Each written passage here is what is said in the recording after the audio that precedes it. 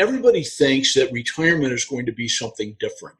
You know, that they work, and we hit this magic age, whatever it is, and all of a sudden we fall into this thing called retirement. And too often what I find is people plan on retirement being 10 years of luxurious living. But what happens if that 10 years becomes 25? What happens if they happen to live to be 100?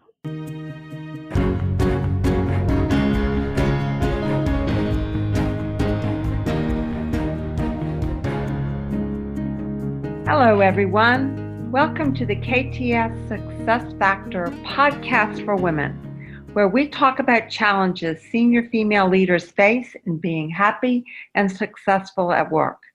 I'm your host, Dr. Sarah E. Brown. My guest today is Ray Loewe. He is the self-proclaimed luckiest guy in the world. He is 76 years old and living the life he has designed specifically for himself. He's doing work that he loves, making time to stay healthy, and also to travel and pursue his passion for photography. A financial planner for more than 40 years, Ray worked closely with his clients to help them successfully navigate the life phases of college and retirement.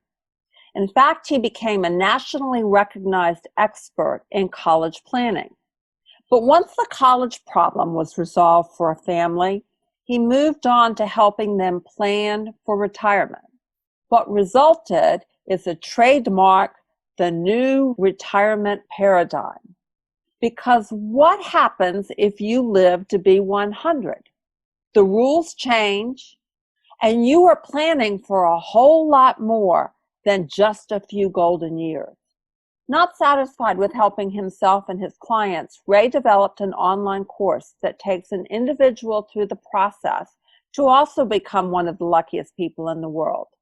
His work keeps him engaged and supports his active recreational life. He recently sold his financial planning practice to have more time to pursue this new venture and to enjoy being the luckiest guy in the world. Welcome, Ray. Thanks for joining us. Ray, are you there? Oh, I am there. Yeah. Oh, good. Well, thanks for joining us. So tell us, what's the biggest challenge you're helping female executives address today? Well, I think female executives need to get a life. Okay? What I find when I talk to female executives is they're some of the most hardworking, engaged people that I have ever met. But they're too often focused on other people's priorities and not so much on their own.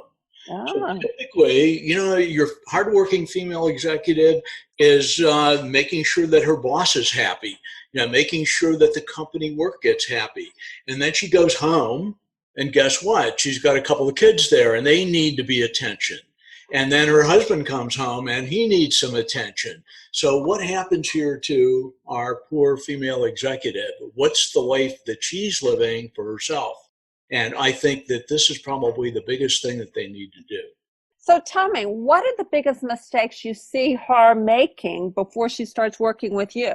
Well, I think that there are two, okay? Okay. The first thing is that, and this is true of both men and women, but everybody thinks that retirement is going to be something different. You know, that they work, and we hit this magic age, whatever it is, and all of a sudden we fall into this thing called retirement. And too often what I find is people plan on retirement being 10 years of luxurious living. But what happens if that 10 years becomes 25? What happens if they happen to live to be 100? It's a whole different planning option. In one case, it's a question of, maxing out what you're happy doing. We always want to do that. But the other case is if you have 25 years, you can make some things count. The money changes. Everything changes. And so I think that the planning is too short term. And what's the other mistake? Well, the other mistake is putting off what you really want to do and what's really important until it's too late. So let me fill in two quick stories here. The first one relates to the first point. And I'm a competitive swimmer, Sarah. And so I go to these meets all over the country, and we have something called the National Senior Games every other year. And there are 15,000 senior citizens that show up for this event. And I did my swimming thing, and I'm wandering around, and I meet this guy named John. And John is carrying around 6 medals. 5 of them are gold, and 1 is silver. And I found out later that he won his medals in the 100 to 104 age group. Woohoo! Yeah. And at age 103, his events, Sarah, were the shot put, the discus, the hammer throw, the javelin. I can't even lift a shot put. And most important is he got beat. He got a silver medal. He lost to a crummy 101-year-old in here. So, I started thinking about this. Unfortunately, my mind gets too active. I said, well, what happens if I live to be 100? Do I want to be like this guy who's out winning medals and celebrating with his friends? Or do I want to be the 100-year-old that's sitting in a wheelchair in the nursing home somewhere? So I think this is part of what your clientele here has to think about. It's, what if I live to be 100 and it's more than 10 years? How am I going to make this count? How am I going to get to do all those things that are really important? Mm-hmm. The second question you asked me in here was putting off things that are really important. And I have another quick story. So my wife, Sandy, and I were in Antarctica a few years ago. And when you go to Antarctica, it's an expedition style trip, which means you stay on a boat. You get up every morning at dawn, you get in a Zodiac, and you go out and you see whatever there is to see. And in this case, it's penguins and ice. And then you come back at noon and you eat lunch and you take a siesta and you go out again in the afternoon. And you can do this because it's like 24 hours a day. Mm-hmm. So we did this, and about the third day, a couple that we had had dinner with the night before didn't come out on their excursions. And I cornered them at dinner the next night. And I said, we missed you. What happened? And they said, well, we looked at the hill we had to walk up this morning, and we didn't think we could make it. And I didn't say anything at this point in time. And he followed up real quickly after that. And he said, we made a big mistake when we did this. We put off this trip and put it off until we felt financially secure. And now we have all the money in the world, and we can't walk up the hill to see the penguins. So this is the warning again.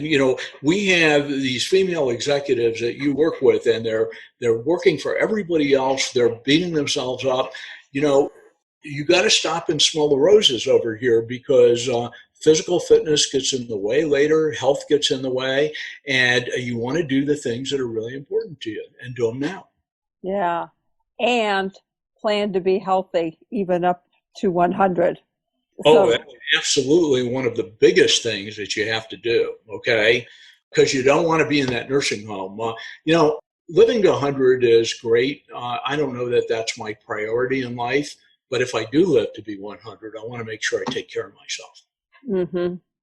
So what would you say is the number one free and actionable tip you can give my audience to address this challenge now? Okay. I think it's have a plan. Okay. I think having a plan is the most important part of this thing. And I think that the plan has to take into account some options that you have to, and the plan has to be based on your life. So I've been following these people called the luckiest people in the world for a while. And the reason I've been following them is because these are the kind of people I want to hang out with. I mean, they're fun to be with. They're always doing things. They're excited about life. They generally seem to be happy all of the time. And so what's your plan to do this? And I think that you have to take the time to design your own life and then step in and take control and live it. Life's too short to live somebody else's life. So you need a plan, and you're going to introduce the next step where I get to tell you how to get a plan. How's that? Yeah. So any chance you can offer a resource to help us develop that plan? Yeah, absolutely. One of the things that we found is really difficult, and it's difficult for everybody, is how do you devise a plan for the rest of your life? And what people tend to think it is you sit down once and you design this plan and it's done. Well, that's not true. Life is fluid and plans have to be fluid. It starts with a vision, and maybe the vision is pretty long term, but you have to be able to pivot and flow with the punches. So we have developed a 90-day planning system. It's very simple. It takes you about an hour every 3 months to sit down and think about your life. And we have a course on our website, which we are going to make absolutely free to your members. Oh, wow. Thank you. And so that's $99 they don't have to put out with. And all you got to do is zap me an email at info@theluckiestguyintheworld, and I'll send them a coupon code, which will allow them to go on and register the course for nothing. And say you heard about it on the KTS Success Factors podcast. So Cool. That would be info@theluckiestguyintheworld, and we will put that in the show notes so that it's very clear. Thank you, Ray. What a generous offer. Well, it's an important offer to make. I think it's so easy to do this planning. You just have, it's like everything else, Sarah, that you preach. You have to kind of have a system and a process, and you have to take the time. And I think if you're not willing to take an hour every 3 months to spend on your life, then guess what? You're going to live somebody else's life, right? Mm-hmm. So we're happy to do that. And I'd not only be excited to have this available to people, but I'd love to have feedback as to how it changes people's lives. Terrific. Thank you. So, Ray, what's one question I should have asked you that would help my audience understand this challenge and your passion for it? Okay, so I think that one of the things that your audience has to do is they have to start thinking themselves as one of the luckiest people in the world. Mm-hmm.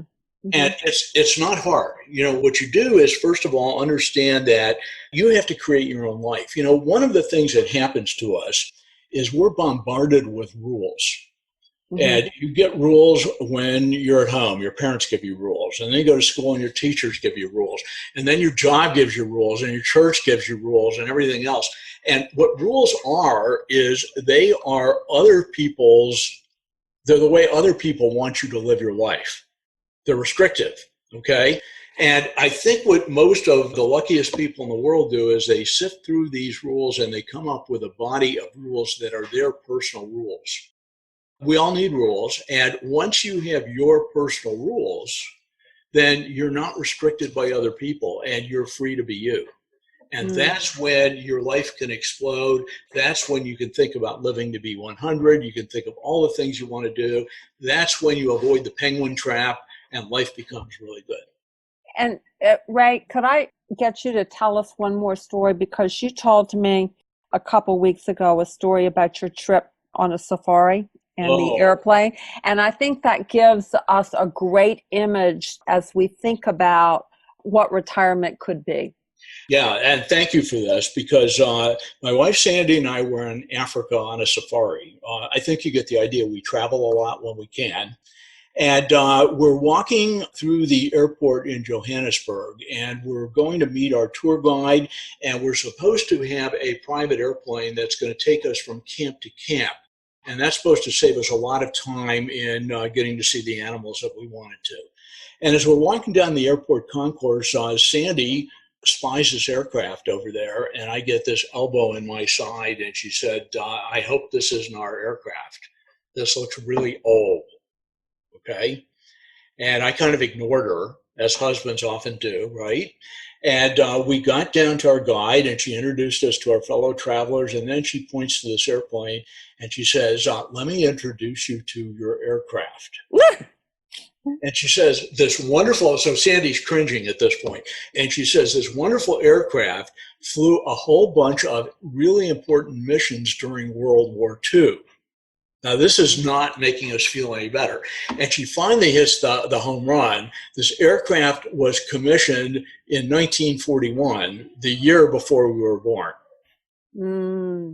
Now, to make a long story short, the aircraft was magnificent. It got 20 of us where we wanted to be. It was able to get into tight spaces because it was able to land in short runways. We were able to fly low, and we could see animal formations below us.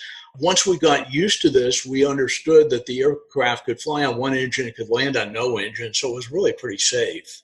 And it did its job. And I got back home and I started thinking about this, and I started thinking about a couple of things. Number one, here was this old aircraft that by all means should have been retired. But somebody in their wisdom repurposed this aircraft. It looked at its strengths. It looked at what it was really, really good at. And it wasn't going to compete flying transatlantic routes anymore. It couldn't even do transcontinental routes. But for this one unique purpose, it was the best there is. And we can be like this too. There comes a time when we reach a certain age where we just need to repurpose ourselves for what we want our goals to be and deal with our strengths, get rid of our weaknesses, and we can be the best there is too, regardless of our age. What a great image. What a great image for what being of maximum service and purpose and enjoyment in retirement can be. Ray, thank you so much for joining us. It was great fun, Sarah, and thanks for having me. Thanks for listening to the KTS Success Factor podcast for women. If you like what you are hearing, please go to iTunes to subscribe, rate us, and leave a review. And if you would like more information on how we can help women in your organization to thrive, then go to www.sarahebrown.com. You can sign up for our newsletter, read show notes, and learn more about our podcast guests, read my blog, browse through the books, or contact us for a chat. Goodbye for now.